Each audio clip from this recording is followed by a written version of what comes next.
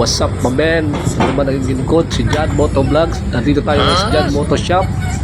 At mayroon dito kagabi humabol ng kabil ng washable filter ng Honda Click, mga tropa.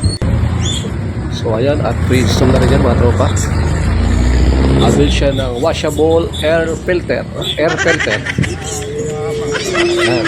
Hindi na yung kanyang stock na filter. Ayaw niya na. So para sa akin mas okay yung washable filter. Yun yung gamit ko ganun din, washable filter. Kasi yung stock napupunit sa akin yun eh.